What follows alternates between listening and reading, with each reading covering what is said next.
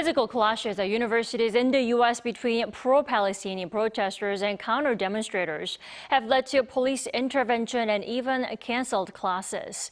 Meanwhile, U.S. Secretary of State Antony Blinken met Israeli Prime Minister Benjamin Netanyahu on Wednesday, where they shared their different views on the looming Israeli offensive in Rafah. Seung-jae reports. The wave of pro-Palestinian protests across U.S. colleges has become more violent, with reports of clashes between pro-Palestinian protesters and counter-demonstrators.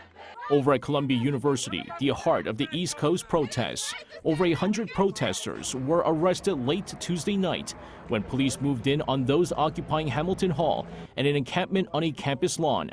Those arrested inside the academic building will be charged with third-degree burglary, criminal mischief, and trespassing, while those participating in protests in the encampment will be charged with trespassing and disorderly conduct.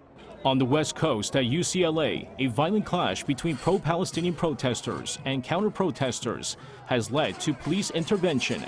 This has also prompted the university to cancel all classes for Wednesday. The White House on Wednesday responded to the growing tensions at universities across the nation.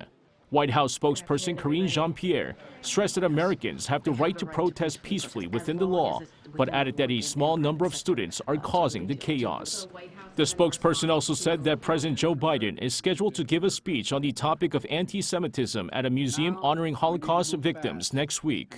Meanwhile, U.S. Secretary of State Antony Blinken and Israeli Prime Minister Benjamin Netanyahu met on Wednesday to share their views on Israel's looming offensive in Rafah.